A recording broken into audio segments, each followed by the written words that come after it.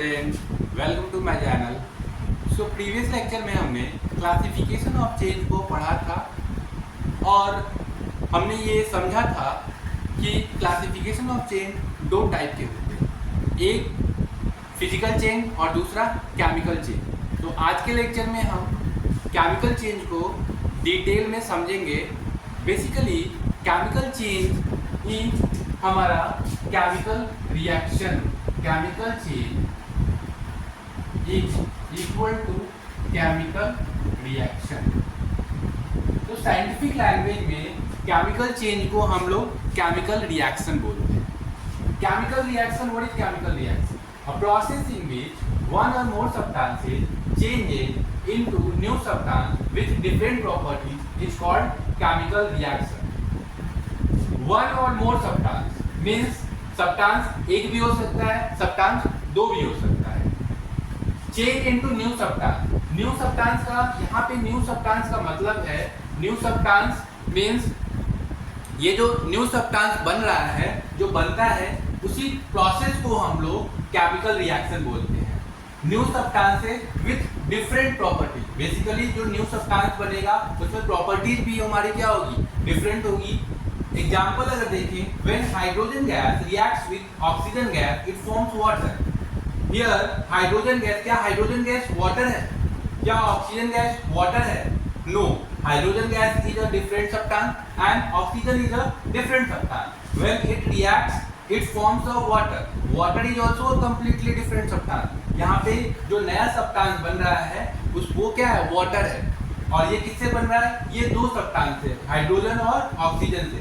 ये जो whole process है जो यहाँ पे react हो रहा है और ये जो यहाँ पे new substance बन रहा है water, ये क्या है? यहाँ पे जो process हो रहा है इसी को हम लोग केमिकल रिएक्शन बोलते हैं। तो here water is completely new substance. So again इसको अगर समझे, सो अ प्रोसेस इन विच वन और मोर substances change into new substance with different properties is called chemical reaction. ऐसा प्रोसेस जिसमें एक या एक से ज्यादा सब्सटेंस चेंज होते हैं नए सब्सटेंस में with different properties, that process is called chemical reaction. Now the next topic is chemical equation. So what is chemical equation?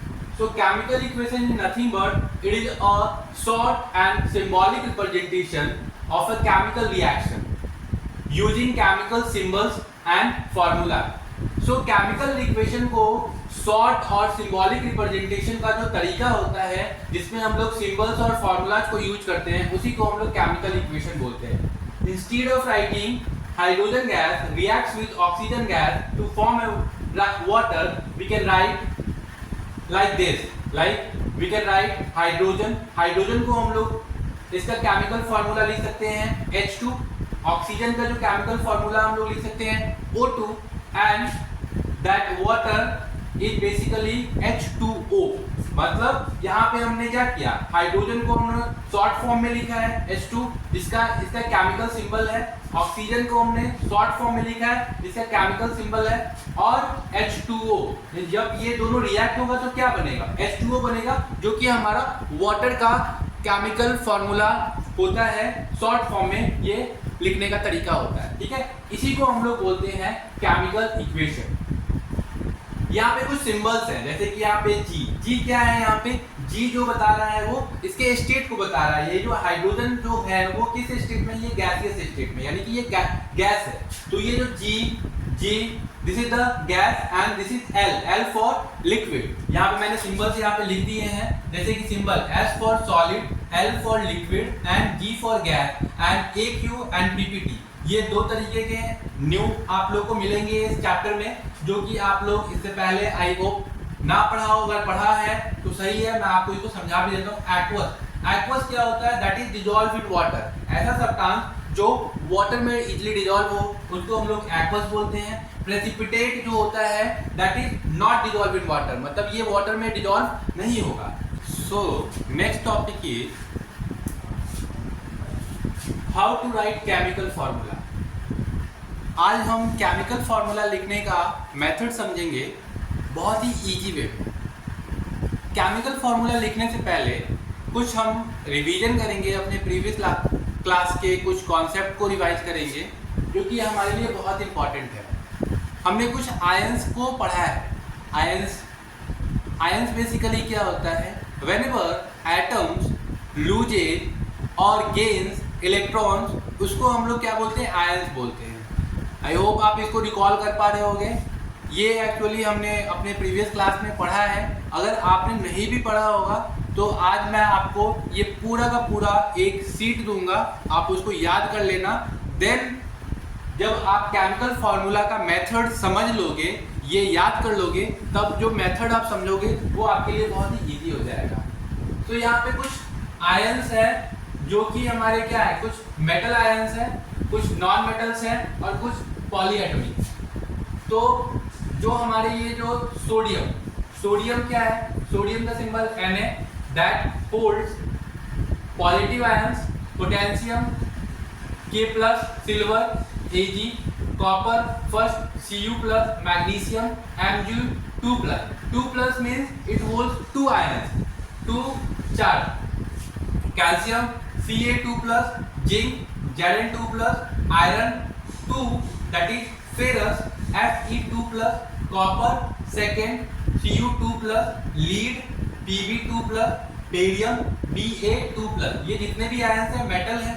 अब यहाँ पे कुछ नॉन मेटेलिक आयंस हैं, जैसे कि hydrogen H+ ion, hydride negative ion यानी कि H-, chloride Cl-, bromide Br- and iodide O2- यानी कि यहाँ पे 2 आयंस हैं, sulphide H2-, nitride N3-।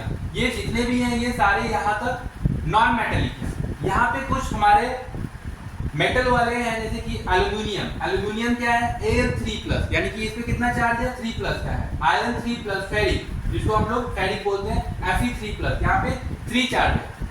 Polyatomic ions जिसमें ammonium NH4+, hydroxide OH-, nitrate NO3-, hydrogen carbonate HCO3-, carbonate CO3+, sulphide SO3+, sulphate SO4+, and phosphate FPO4-3-।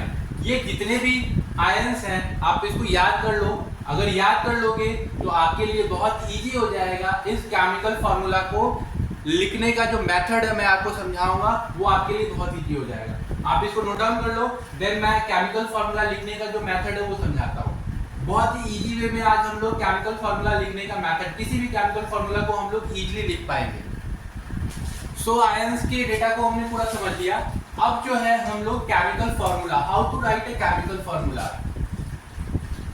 सो जितने भी positive charge is equal to negative charge,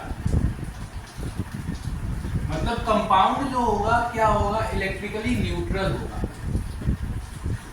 electrically neutral chemical formula लिखने का जो positive charge ion होंगे is equal to negative charge ion, मतलब compound हमारा जो होगा इलेक्ट्रिकली न्यूट्रल होगा।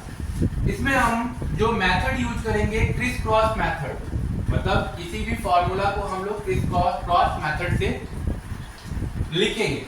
जैसे कि सोडियम क्लोराइड,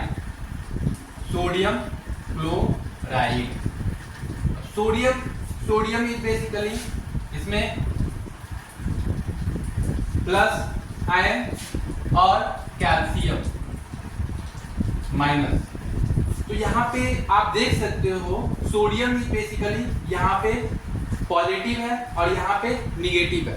तो दोनों क्या होगा, अगर सेम होगा, यानी कि यहाँ पे 1 है, यहाँ पे 1 है, ठीक है। तो दोनों अगर हमारा यहाँ पे सेम होगा तो वो क्या हो जाएगा, कैंसिल आउट हो जाएगा, ठीक है। और जो फॉर्मूला होगा वो क्या होगा, NaCl, मतलब इसका जो केमिकल फॉर्मूला होगा NaCl। इसी तरीके से एल्युमिनियम क्लोराइड,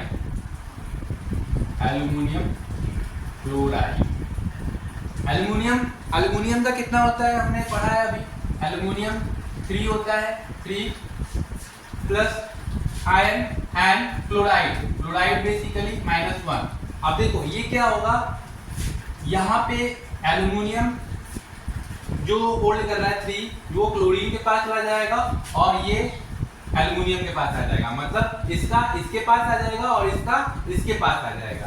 तो क्या होगा हमारा, इसका जो केमिकल फॉर्मूला होगा, एल्युमिनियम 1 हो जाएगा और क्लोरीन 3 हो जाएगा। और 3 हम यहाँ पे कैसे लिखेंगे, नीचे लिखेंगे इस तरीके से। तो ये हमारा क्या हो जाएगा, एल्युमिनियम क्लोराइड, ये हमारा केमिकल फॉर्मूला। इसी को हम लोग बोलते हैं क्रिस क्रॉस मेथड, और इसी मेथड से हम लोग किसी भी फॉर्मूला को लिखेंगे। अगर आपको सारे आयंस याद हो गए होंगे तो आप इसको इजीली इस मेथड से किसी भी केमिकल फॉर्मूला को लिख पाओगे। आई होप आपको ये समझ में आ रहा होगा। अब हम आगे कुछ और भी करते हैं आपके प्रैक्टिस के लिए।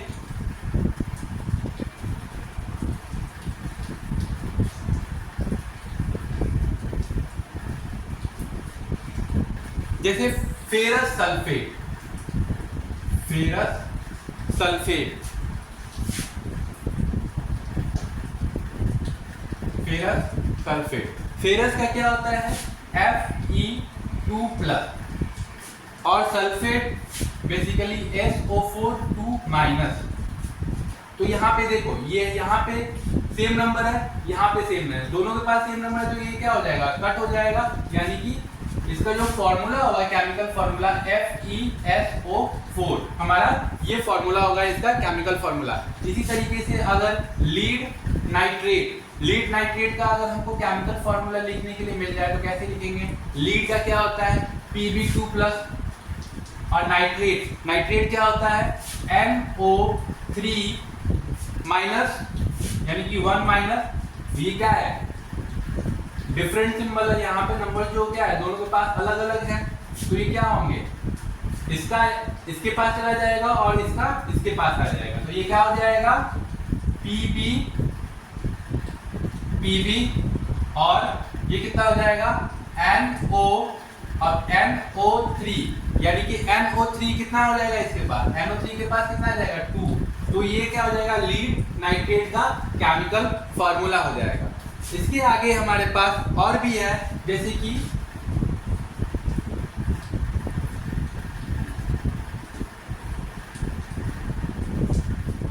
Ferric oxide, ferric oxide, ferric oxide का क्या होगा, फेरिक क्या होगा हमारा Fe3+, और ऑक्साइड क्या है O2-, यानी कि ये क्या हो गया, अलग अलग हो गया।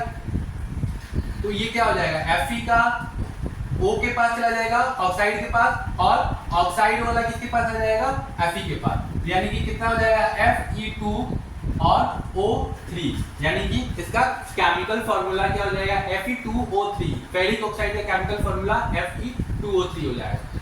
सो इस तरीके से हम किसी भी केमिकल फॉर्मूला को बहुत ही इजी वे में लिख सकते हैं। और आई होप आपको ये समझ में भी आया होगा। आप इसको बहुत ज़्यादा से ज़्यादा प्रैक्टिस करो, खुद से कोई भी केमिकल फॉर्मूला बनाओ और इसको प्रैक्टिस करो। तो जब आप प्रैक्टिस करोगे तो आपको और भी अच्छे से आ जाएगा। तो आज के लिए इतना ही, मिलते हैं अगले लेक्चर में। Thank you, have a nice day.